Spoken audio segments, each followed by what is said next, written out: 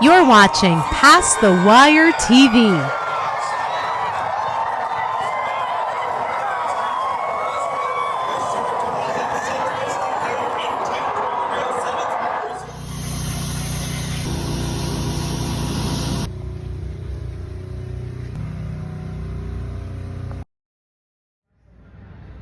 Knowledge, it isn't free. You gotta pay attention. And they're off in the Kentucky Derby. You're watching Past the Wire TV, the biggest races at the best tracks. From the Kentucky Derby to the Breeders' Cup. The best horse racing coverage is right here on Past the Wire TV.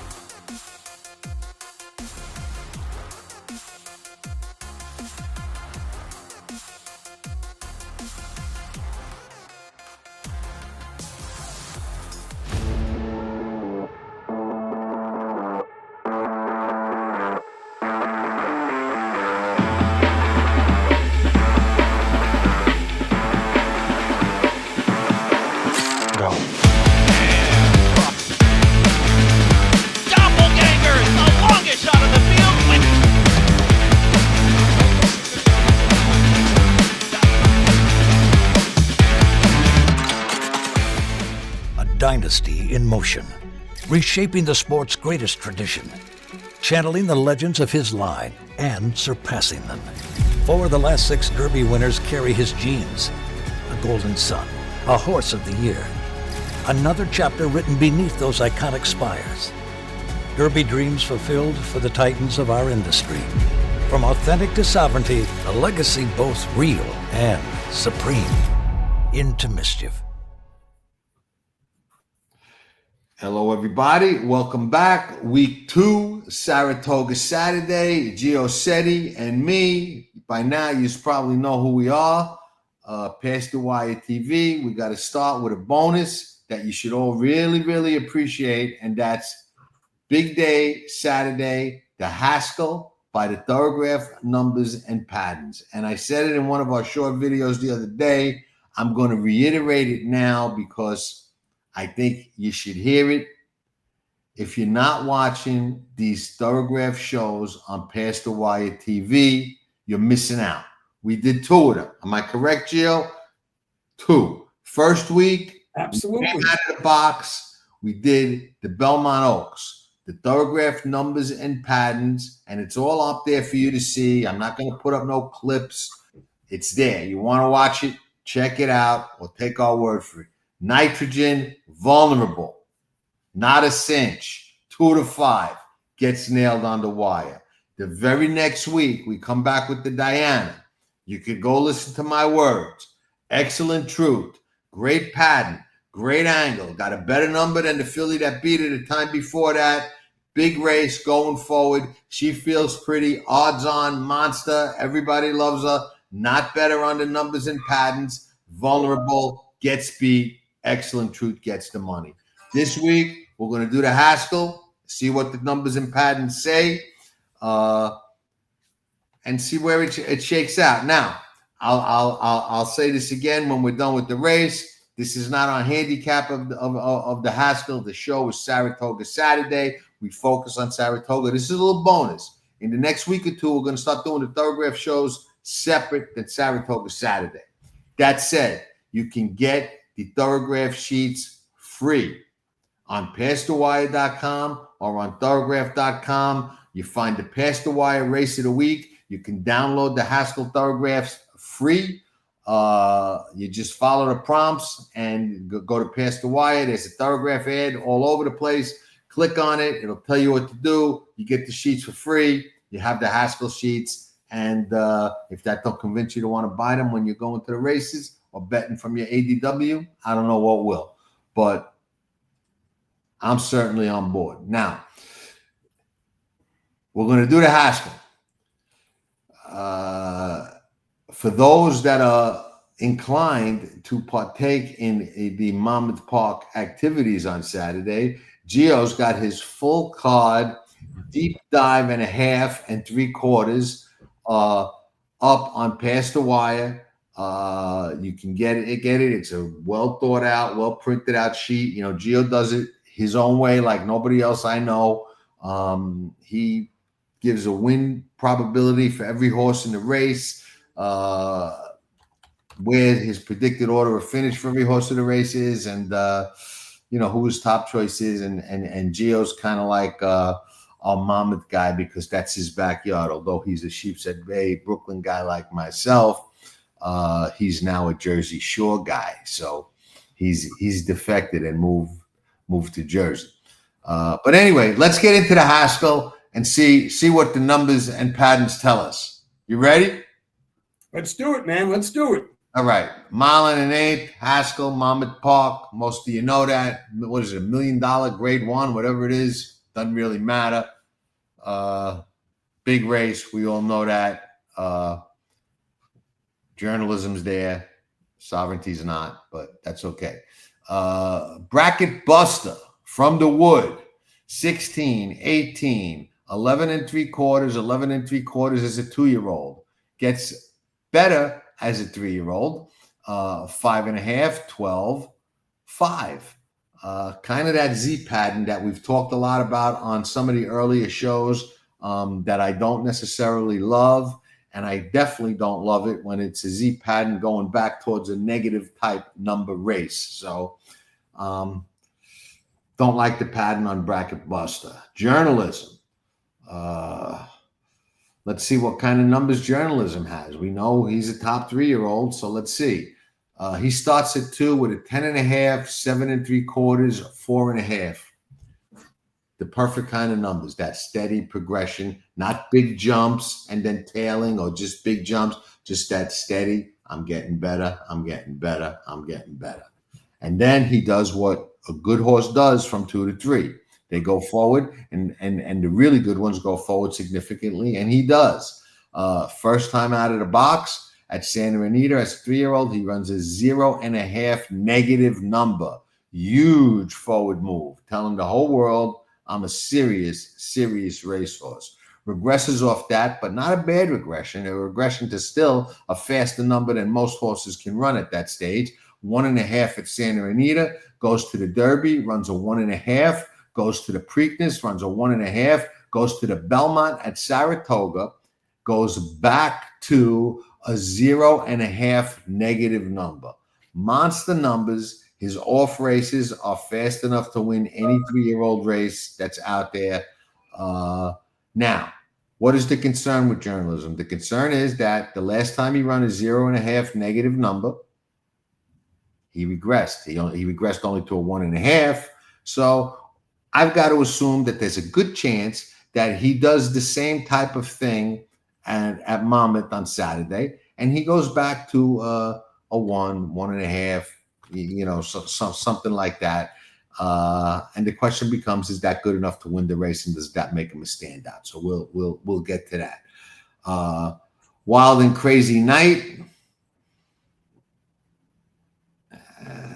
15, 7.5, 9, 12, 12, 7.5, 9 3/4, 12, 7.5, 7.5. He's got those paired 7.5s. He looks like he can go forward 2 or 3 points. So yeah, he's got a forward moving pattern, but he doesn't look like he can go forward enough to contend here.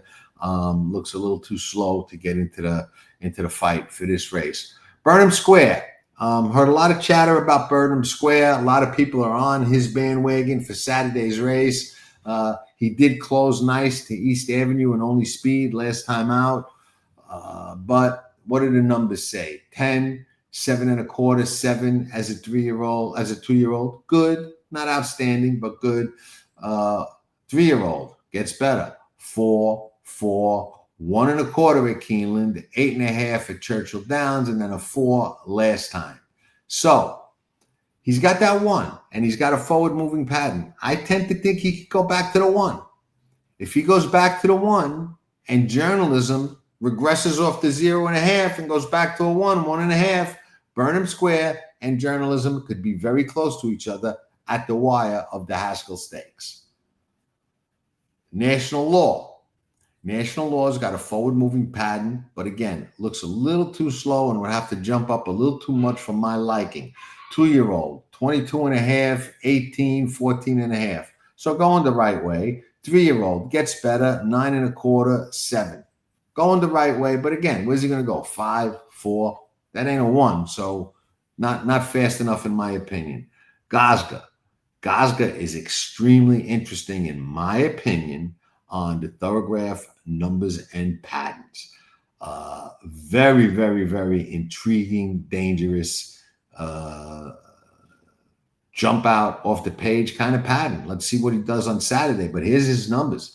9.5 as a 2-year-old, that 1 start, really inconsequential in my opinion.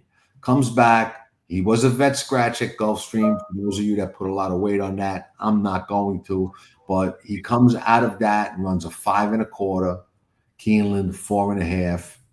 Faces journalism in the Preakness and runs a 0.25.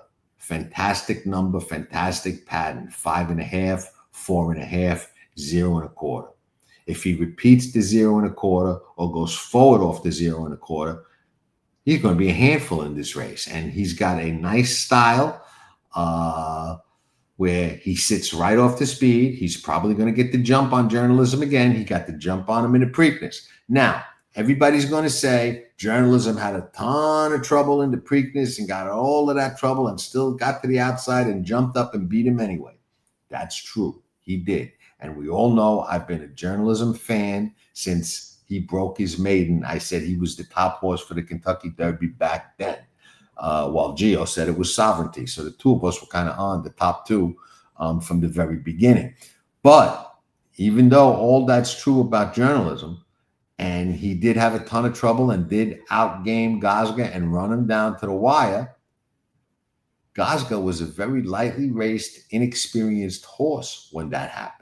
So Gaza might have got a lot out of that race and might be a lot more seasoned and a lot better than he was that day on Saturday. So dangerous pattern, a horse, in my opinion, needs to be paid attention to come Saturday. Hey, John, just a quick question, because I was having like a technology malfunction. Have you seen notifications pop up on the screen?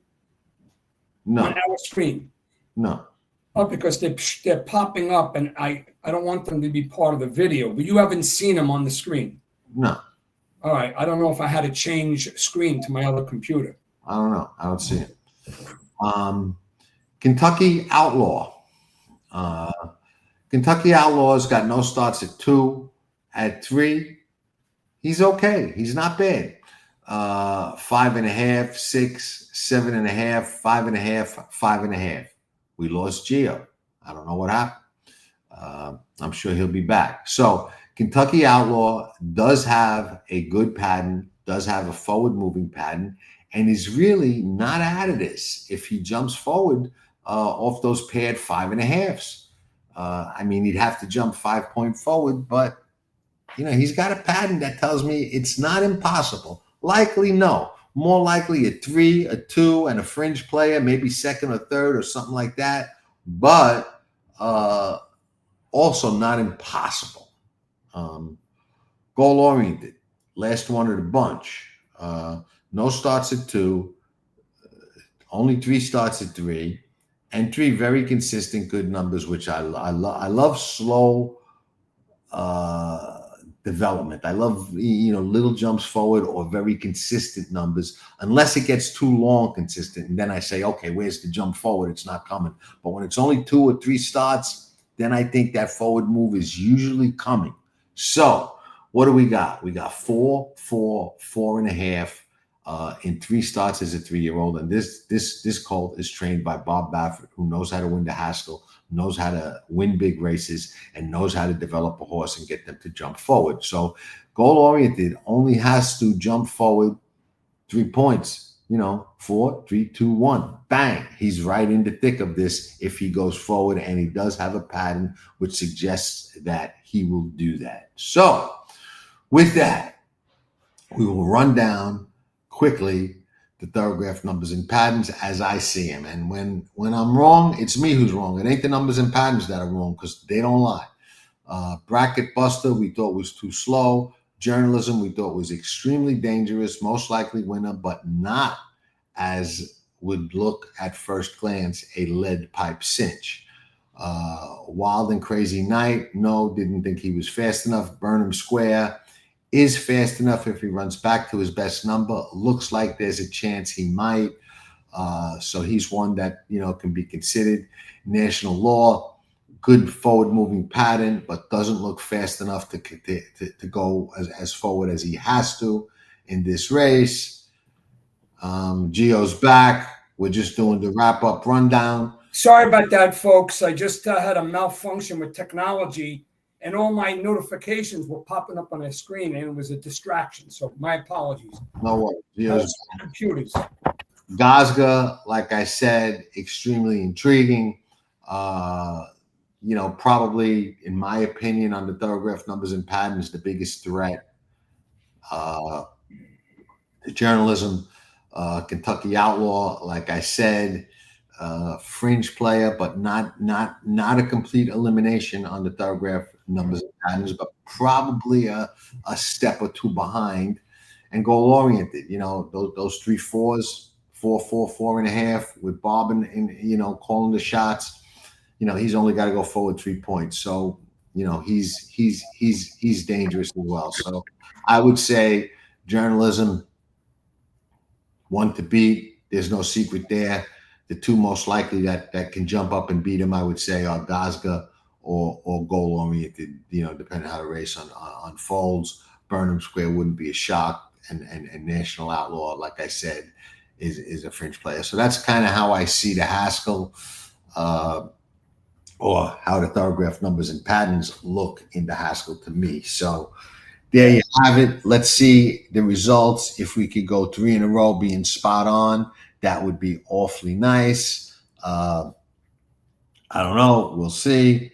And folks, since John was, I'm sorry, go ahead. No, go ahead. I'm done. I'm ready. Since John just went over the patterns, I want to remind you that part of my 14 race, fully written, precise order handicap, of course, I have a big page on every horse in the Haskell. So you'll see where I land and how strong my opinion is and so on. So I'm not sure how much I missed when my technology went down, but I'll watch it later. I'm sure John really articulated the Thorographs like he always does in a very clear and concise manner. We try. Now, I took a little break from the Sure Bet coffee today because I was in the mood for one of these because it's Saratoga Saturday. There you go. We're drinking Saratoga sparkling water. They are not a sponsor of ours, but we like the water, and it is available in Florida.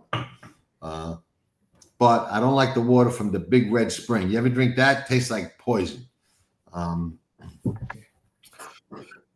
Coaching Club American Oaks is now 1 1/8 miles. I remember when it was 1.5 miles. Yeah, it used to be a marathon. Absolutely. I remember that too. 1.5 miles. That's when they had a Philly Triple Crown, the Acorn, the Mother Goose. Acorn was 1 mile. Mother Goose was 1.8 miles. Coaching Club was 1.5 miles horse race. Now it's 1.8 miles. There's no more Philly Triple Crown. And we got how many? Another short Saratoga field. Saratoga's hurting for horses. What do we got? We got 6 horses. That's a really nice 6-horse field of fillies. Disgraceful. I agree. Nice field, but my opinion, disgraceful. You want to lead off with Immersive? Yeah, I'd like to. Okay, we're deep diving it. All right. So obviously I followed this filly since the first day she hit the racetrack. She had we all know this, but if you don't know, she had a marvelous juvenile filly campaign. She was the juvenile champion. a 3-time Grade 1 winner. I think that's really important to make sure you have highlighted on your board, because it's not easy for a filly at 2 to win 3 Grade 1s, but she was she's the Grade 1 champion, the juvenile champion. Her last race was an abbreviated 4-horse field. In my opinion, she had every opportunity to win, but I made an excuse for it because I didn't like the position she had. I'm sure Franco wished that he put her in a better striking position earlier. She's stretching out now. Second start at the sweet age of 3. I give her an excuse saying, even though it was a tiny 4-horse field and she was odds on, but I give her a pass for that race. It was her first race at 3. She's training absolutely marvelously. If you look at her workouts coming into this race from Churchill Downs, they're showing that she's not only fast, fit, and just as dangerous as she always was. The horse that beat her that day, Just Getting Up, is in this race. I'm confident she turns the tables on her. This is the daughter of Nyquist. I don't have any reservations about the distance. I trust Brad Cox and his conditioning. Solely the horse to beat and my top choice. I couldn't get past her. I'm going to play a rather robust exacta because I like this race and a nice cold triple, but I couldn't get past Immersive. I think she is physically stronger now, and she moves forward from that first race off a layoff, and her class, being a 3-time Grade 1 winner, will shine here. Okay, tough to argue with any of that. She certainly makes a lot of sense. She's going to be a very short price. They got her at 8-5 on the morning line. I would think even off the loss, she will be less than that. What jumps out to me about her is the 2 for 2 at Saratoga. She likes that racetrack, so she's going to be, extra tough to beat there. I watched her replay a couple of times. I don't think the trip was that bad. I don't think it was ideal. I do think she had every right to win the race. And she didn't, which I don't like. She makes a lot of sense. She's absolutely the horse to beat. If she goes forward and makes a nice move forward off the race back, yeah, she probably wins. But I've got some causes for questions, and I'll tell you what they are. Brad Cox brings him back ready. He doesn't run short horses. So he run this horse in the Monomoy Girl at Churchill Downs. I got to assume she was ready. She was dead fit and ready. She was 40 cents to $1. Couldn't get the job done. That's a little bit of a red flag to me, especially with Brad Cox. That's a concern. I don't think the filly that beat her, Take Charge Mady, is all that much. I think she's just all right. So that's another cause for concern. So she the horse to beat, yes. But I don't know. I just got a feeling that she might not. And she might come back and smoke them. She might be as good. And maybe if she's not as good, she could still win this race because there's no world beaters in here. But I'm not landing on her. I'm going to take a little shot against her. As much as I respect her and as much as it would be no surprise whatsoever if she comes out and smokes them or even guts out a win, either way. But I'm going to take a little shot against her. Question for you, John. Shoot. Do you have any reservation about the distance? I think she's built for it. And what about her works? Her works are really, really razor sharp. Not just sharp, razor sharp. They are very, very good works. She's working fast. No argument there. Like I said, no surprise at all. I just, at a short price, I don't like the fact she didn't win that race back. And, I don't like those that beat her. So I'm just going to take a little shot against her. Okay.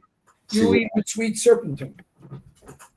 Yeah, and that's actually, believe it or not, kind of where I'm gonna land with a narrow vote. This filly is just learning the game. She's never run a bad race. She gets to go 2 turns here, which I think she's going to like for the first time. Sherry DeVoe is hot. Jose Ortiz is hotter. She looks like she's, going the right way. She gets better with every start. She stumbled and got up anyway. She split horses the time before that and got up anyway. That extra 1/8 of a mile, I think, is going to help her a lot. And if Immersive is either off a little bit or not what she was, I think this horse is a lightly raced, improving filly that might be able to give her a tussle and maybe even upset her.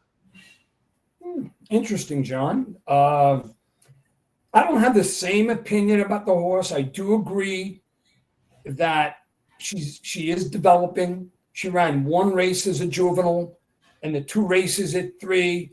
I actually liked her maiden special graduation day race a little more than the race that she comes out of, both at a mile.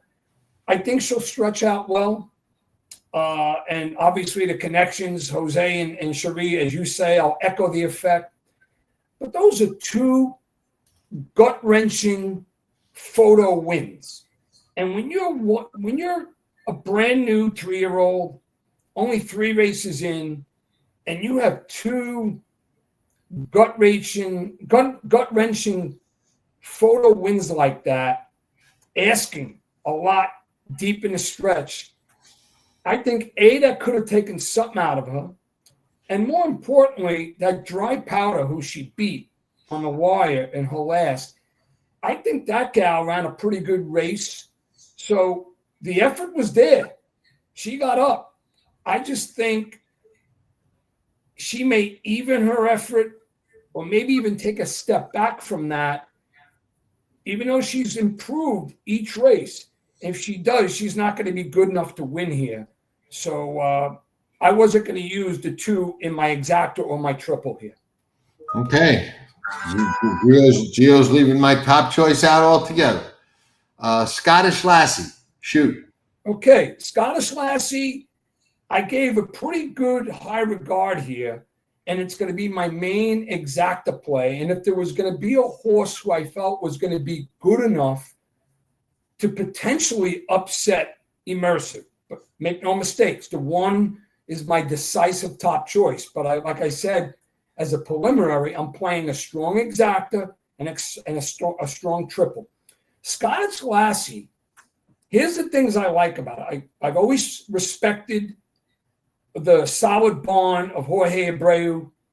Rosario's up first time for Abreu. This is a grade 1 winner as a juvenile.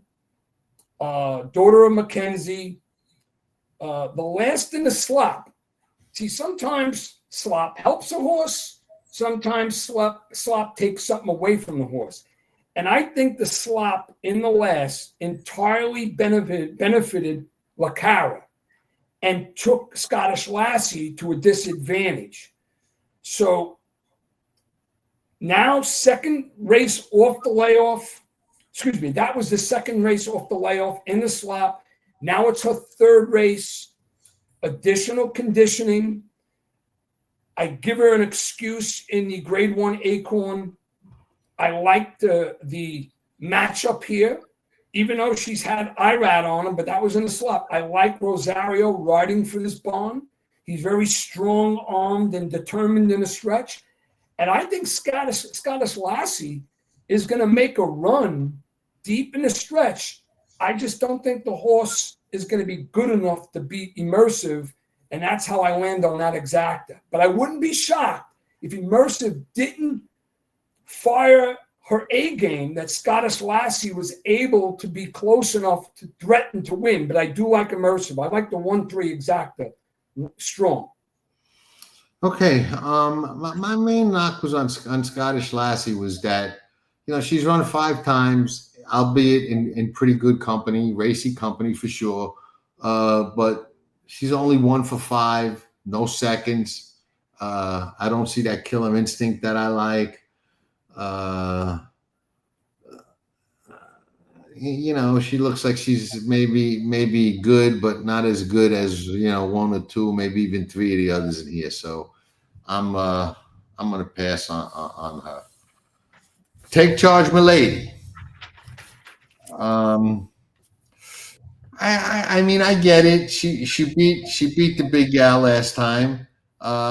She ran second in the Ashland. She was up the track in the Oaks. That was a wet, fast track, though, so it was a kind of funny kind of track.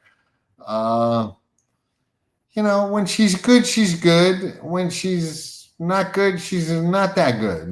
So she's kind of hard for me to read.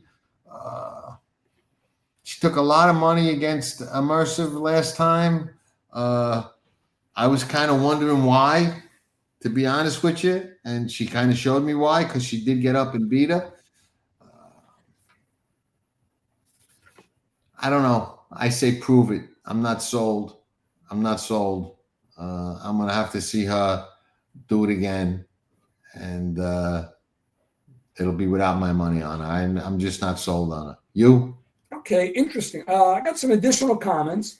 First thing, I think it's worth noting, very important, that Carmouche is up on this horse for the first time because BJ Hernandez will be at Monmouth for the big day.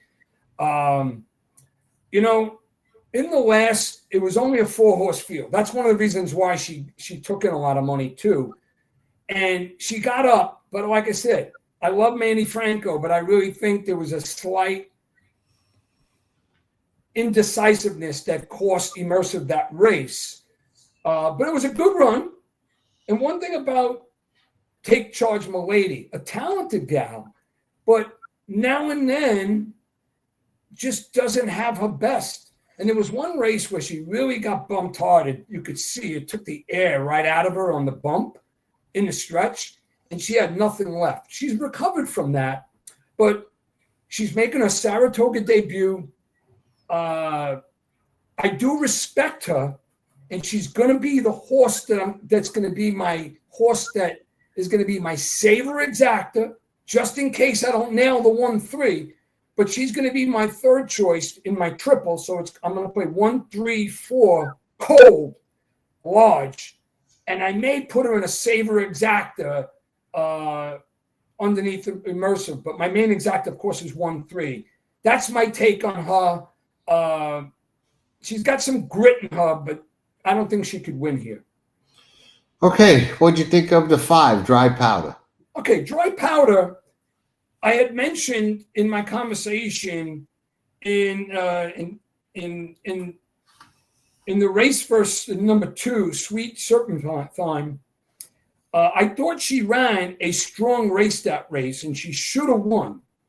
So it's the daughter of Gunrunner, expensive daughter of Gunrunner. So I don't have any reservations about the distance. However, and I did highlight her last work on the Saratoga Oval. It's nice, a sharp breeze and a minute flat. I just think she needs additional seasoning. Second time Lascano is a good thing. I don't think she's grade 1 ready. So I'm not using her in this race. Okay. I don't really like her, but I do think that she's probably the speed here and gets the lead. And if the track is playing kind to speed or very speed friendly, I think that makes me give her another look. I don't think that Lara is going to gun again or outgun her early, but we'll see. But probably I got to agree. Probably not good enough and not experienced enough to handle these right now, even if she does get the lead, as I suspect that she will. I mean, she was on a 44 and change 109 pace right there last time, where Lara was 47 110. So I gotta think she can get the lead off her if that's what Lascano wants to do. But you're probably right. Probably not good enough, even if she does that. Okay, yeah, and I'm glad you mentioned that pace because, like I said, the two got up and beat her that day, but she did a lot of hard work that day. That's why I downgraded the performance in that race. But okay, we're on the same page with dry powder then. Lara, I think you're up. Yeah, I'm going to lead off with Lara. I've always liked this horse. Clearly the most experienced filly in the race. Ran a handful of times as a juvenile and has run 11 races altogether, winning 5. So experience is important. However, like I said, she was dynamic in the slot, grade 1 last time. The deserving winner was basically dismissed at the window. I wish I had her that day. I did not. I think Scottish Lassie, in my opinion, no doubt will turn the tables on Lara here because Lara benefited from the slot and Dylan did what he had to do. Just took advantage of the whole race. And Scottish Lassie was at a disadvantage. Now on a dry surface, I spoke about why I like Scottish Lassie for second under immersive. Lacara's a nice filly, and the experience is important. And she's got 2 wins at Saratoga. And I like Dylan Davis. I think she's going to be pressed on the lead. And then down the lane, 9 furlongs, I think she's going to get caught. And in the final 16th, both Scottish Lassie, Mersive, and even Take Charge Mady will pass her. So if I was going to pick a horse that was going to run 4th, if I was going to play a lockish cold super, I put Lara 4th. Okay, I kind of like her a little more than you, actually. I like the fact that I think the horse inside of her, filly inside of her, is going to go for the lead and put her kind of in a stalking spot. I think she'll get the jump on some of the others. I love the fact that she's 2 for 3 at Saratoga. I don't think she needs the lead to win at all. You look at the Pocahontas, she sat a trip there and was able to win. So I think she's a player here. Top choice, no. Like I said, I'm going to take a little shot with Sweet Seraphina, but I think Lacara's a player, and if Dylan gives her a good ride, I think she gets to jump on some of the deeper closures and can definitely be in the fight coming to the wire. But again, I'm not betting on her. I'm going to take a shot with a long shot with the 2, just because I got a little feeling, and I kind of like the way she's coming around and getting better. But Lara would be no surprise to me whatsoever. All right, fair enough. Now, what we're going to do, and if you paid attention to this part of the show last week, we deep dive the Diana, but Gio gave out a horse he liked in the last race that won. So between the 2 of us, I loved Excellent Truth. Gio loved the winner of the race after. So there was a nice cold double. Gio, who do you land on? And we're not deep diving this race. We're just going to tell you who we like and why. You want me to go first or you want to go first? We're talking about the Alfred G Vanderbilt grade 2 6 furlongs at Saratoga. Yeah, I'll begin. Great race. Great grade 2 Vanderbilt. Big time sprint race. I land on the 8, Nakatomi. For a myriad of reasons. Not only did the horse win this race last year and is proven over the Saratoga soil, but major league excuse. First race back from Saudi Arabia, where he ran huge that day, was left at the gate, had a horrible and atrocious start in his last. I trust the jockey Jaramillo, who I know from many years playing on the Gulfstream Circus. He's an aggressive guy. He'd love to win this race. Wesley Ward gets a good trip here, talented enough and fast enough to run everybody down. But I did want to offer one other nugget. I like Skelly too, So I'm going too deep in my forward races, but I'm playing a strong 8-1 exacta, Nakatomi over Skelly. Skelly's a very fast horse. And I'm going to use Mulligan in my triple. So for you guys out there, if you're playing a race, Mr. Setti's on 8-1-4. Cold. Jimmy the Cop has you pegged. He does? Jimmy the Cop said that he would bet 10,000 against 500 that there's no way that you could give out just one horse in the race.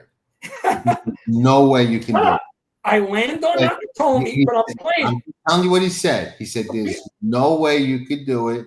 But people are messaging me all the time. Who do you like in the exact? That's got nothing to do with what we're talking about. Okay. He said there's no way. Well, how, why, who, what, when is not the issue. He said there's no way Gio can give out one horse in that race. He said it can't possibly happen. He put up 10,000 to 500. And you want to know something? I didn't take it. I said, nah, I wouldn't make that bet. I can give out one horse, and I will. I like Mulligan. I liked them last time. I thought I had the money. There was a little bit of a tell last time that something wasn't right, and I think I know what it is. I thought he should have been the favorite. He wound up 5-2. He was very cold on the board for a lot of the wagering, in my opinion. He was, I think, 4-1 for a while. I was like, how is this even possible? I don't think Mulligan likes to slop. He's run 3 times in the slop without winning. It's true he runs second to Bookham Dano and second and then off the board to Mindframe. But he didn't even win at Ellis Park in the slop, in the Maxfield against Rivet, who's a good horse. But, I mean, he's better than that. I don't think he likes to slop. And I'm assuming we're going to get a fast track on Saturday, even though it is Saratoga. I think that this horse has been sitting on a big race for a while. Things didn't go his way in the Breeders' Cup Sprint. He could have maybe won that had they. The Cigar Mile, he ran big, might have been a little long for him. That's when Locked was good. Then he caught the sloppy track twice. I think he sits a perfect trip with Jose Ortiz. I think he gets a little overlooked. I think a lot of people won't like the fact that Pratt jumps off, but Pratt's riding Bob Baffert's horse in the Haskell, so I'm not too worried about that. Jose is on fire. I love him on speed over Stalker, and I think Mulligan runs a big race on Saturday, and hopefully can get the money. And show everybody he's the kind of sprinter that some people think that he is. And I also think Rudolph Brissett, as good as he is and worked for Mott, I think it takes him a little bit to get a horse, in shape. I don't think he's that deadly right off the bench. 2 starts at Saratoga, win in the second. Mulligan sits the right trip under Jose Ortiz, gets the money in the Vanderbilt. Can I make one comment? You can make as many comments as you want. Very nice analysis. Sure. Very nice analysis. And like I said, I have Mulligan under Nakatomi and Skelly. Skelly's a really fast horse. But I wanted to make one comment here because I have it highlighted on my form. In my opinion, in race review, Mulligan, 3 different occasions, did not like being eyeballed. In races he could have won, he didn't win, and that made me think that maybe he's going to be second or third here. That's what I'm saying. I see on paper what you're saying, but I watched those replays too, and I didn't see that he was eyeballed. I thought he just got passed. You follow me? He was clear and didn't. I would describe it as he should have sealed the deal, and he didn't. But he didn't exactly. He didn't continue the same acceleration. Right, a couple times. But I've got a little bit of an excuse for them. The slop, the mile. Okay. So I'm going to give him another chance. If he takes the lead turning for home or has a lead turning for home on Saturday by a length or 2 or 3, and somebody comes and nails him, I'll say you're right. He ain't got the heart of a champion. He ain't a fighter. But right now, I could make an excuse for the Cigar Mile, and I can make an excuse for the True North. Okay. So, hey, we'll see. we covered this race really well, even though we didn't deep dive it. So it's pretty good. All right. I'll comment this. I know Gigi only made me promise I wouldn't talk bad about Saratoga the first show. He didn't make me promise that today. So I'm not going to talk bad about it, but I'm going to say so far, I think you're hard-pressed not to call it a disappointing meet. The fields are very, very small. The racing is watered down. You're watching the races on television. The stands look freaking empty half the time. Saratoga was never really like that. I'm not up there, so I don't know what the vibe is like, but it doesn't look, like it used to look. And the handle's down somewhat too. If you take the CAWs out of there, the handle's probably down even more. But it hasn't been a great product. The racing hasn't been great. And the field sizes have been pretty small, and the weather hasn't been kind to them at all either with all the rain. But that's to be expected. You take a 24-day meet, a 4-week meet in a harder rain country and stretch it out over 2 months, you're going to lose a lot more days than you lose in 24. Racing on the grass, and on the 24-day meet, you can kind of get away with running some of those races on the grass because you only got to keep the turf course in shape for a shorter period of time as opposed to the whole freaking summer. So, so maybe some, could be better managerial decisions as well. But I'd say so far a little disappointing. I got a comment. You're right. It has been a disappointment. I can't wait. I think there's 3 days should be reserved. That's going to be the classic Saratoga. It'll be Whitney Day, Alabama Day, and Travis. Those days we could count on to have bigger, more fulfilling fields, all the big-time players, everybody there.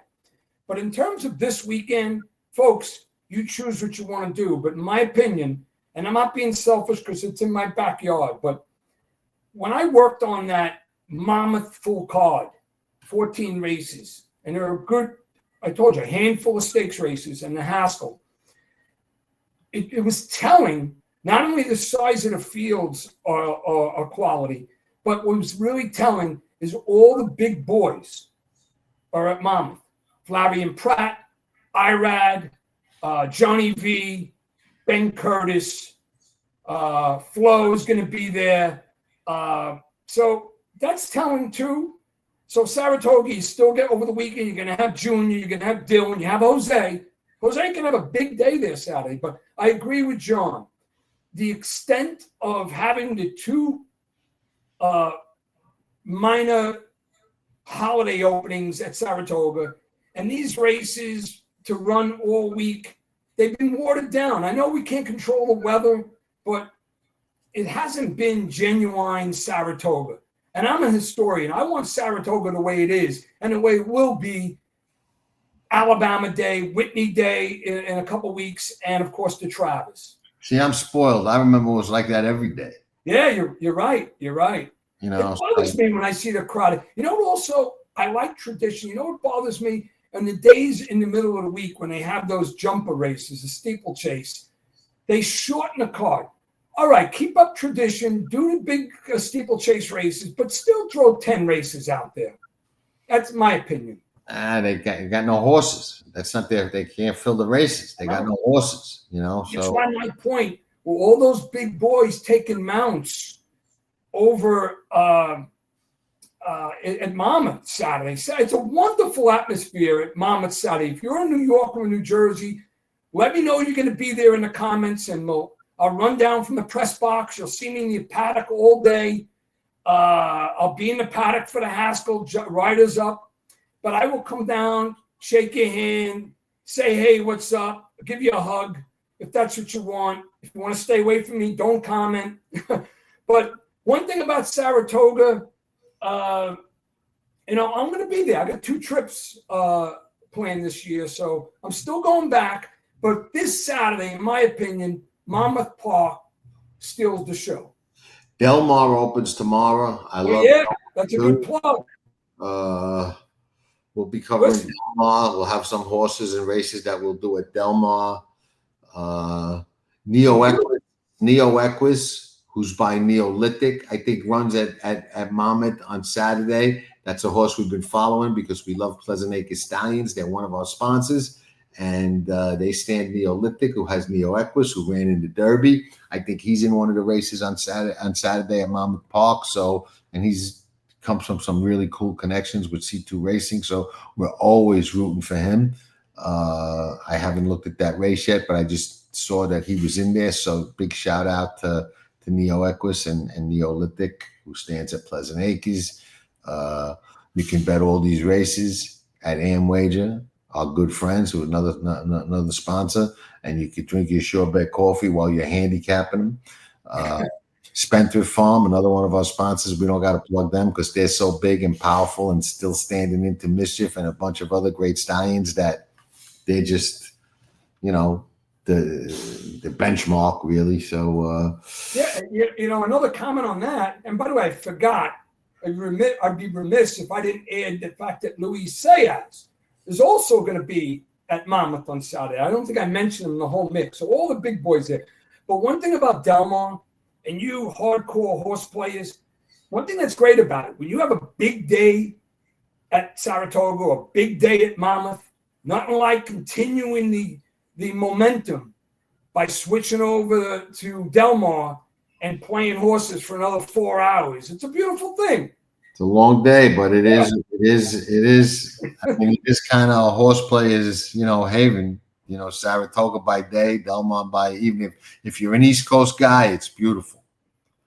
If you're a West Coast guy, Saratoga could be a little bit early, But if you're an East Coast guy, it's a hell of a nice freaking schedule, man. All right, we'll be back next week. Maybe we'll do a live show. We're going to do a live, Saratoga Saturday live. We just haven't got a chance. We got to get Big Race Jim on one of these shows. Eddie C is doing his notebook picks at Saratoga. Very different than Gio. He just tells you who he likes. He doesn't give you no rhyme, no reason how, but he's been doing pretty well. And we got a lot going on. Long summer ahead.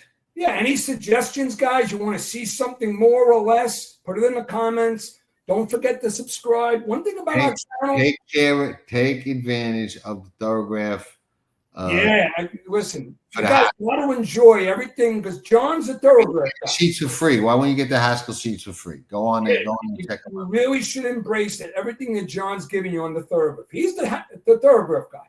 I look at him, but it's not my forte. I use buyers to my advantage because I know how to interpret them really well.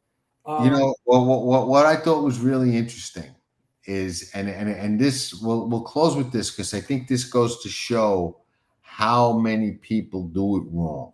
All right, we brought out two good points.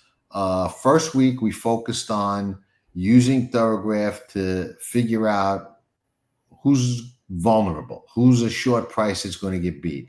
The next week we used it to find a winner who had a better number than a horse that beat them the time before that. But if you go back on social media and look at handicappers and some very good ones, everybody was on nitrogen.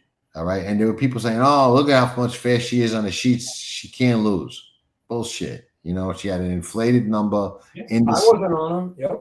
In the slop, her turf numbers were not better than some of the others. And we dissected that. All right. But everybody loved nitrogen, not us.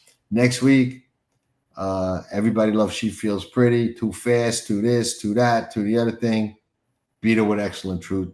The way I read the sheets, both of those were kind of almost gimmies. And when we did the Diana, we said Excellent Truth, and the only one really can make her work for it was She Feels Pretty. And that's exactly how it unfolded. So the fact that so few people saw it that way, that read those sheets, show you that there's an art to reading it. It's not just, who's got the best last number, who's got the best last couple of numbers. It's all in the patterns, man. Those patterns, that's what separates the men from the boys is knowing how to read those patterns. I've been doing that a long time. And those we were lucky. Two things jumped out at us. This week we'll see how we do. But I mean, you should take advantage of at least getting the sheets for free and weighing in with your thoughts. Let us know in the comments what you think of the Haskell, what you think of these other races. If there's something you like or love, let us know. We'd like to hear what other people think. Let us know what you think of the show. And Gio, we will be reconvening very shortly. I'll see you at Mama. Remember, say hi. Or if you don't like me, stay away. Right. I won't be there. So you want to say hi to me, you're going to have to come to Florida. I have my brand new Haskell hat on. And I'm excited on the day. I really am. All right. Should be a fun day. Big day. All right. Ciao for now, everybody. Stay well. Dan Oman here with some exciting news. DRF Formulator, the gold standard in past performance information, is now free exclusively on DRF Bets. Join DRF Bets with the promo code WINNING. Get a $250 first deposit match bonus, a $10 free bet, and free Formulator already uploaded to your account. Access Formulator's premium features, including sortable trainer stats, race replays, personalized trip notes, and lots more. Free Formulator exclusively on DRF Bets. Often imitated, never duplicated. Exclusively at PassTheWire.com, the Giocetti Full Card Precise Order Handicap. It's my fully written deep dive into a selected Saturday big day of thoroughbred racing. I begin my full card handicap at the earliest of moments, well in advance to the posted morning lines. Don't need them. I'm always focused, and I focus to the absolute finish, never distracted. Without trouble and a clean break, it's a good trip, and is the most likely winner. Top choice, Simply Joking. I provide an extensive level of film study on race review and workouts, and I always deep dive into the connections, the pedigree, and overall bloodlines, leaving no stones unturned. This is my passion. An intense, thorough breakdown of the past performance numbers and chart details is assured.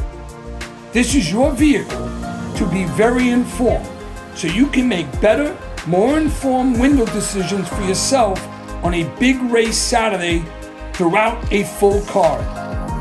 Saturdays, all year round at PassTheWire.com. Every full card presents an opportunity to have fun and beat the game. If you believe in my process, you will be more successful. You can bet on it. We are in a challenge against others. Inevitably, with better window decisions, you too will be more successful.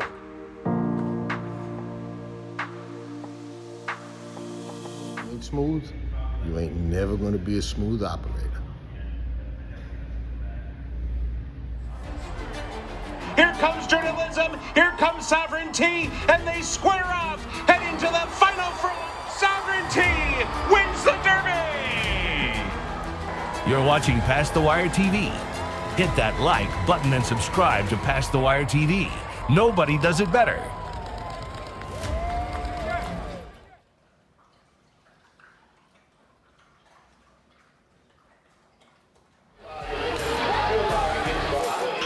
Nobody does it better.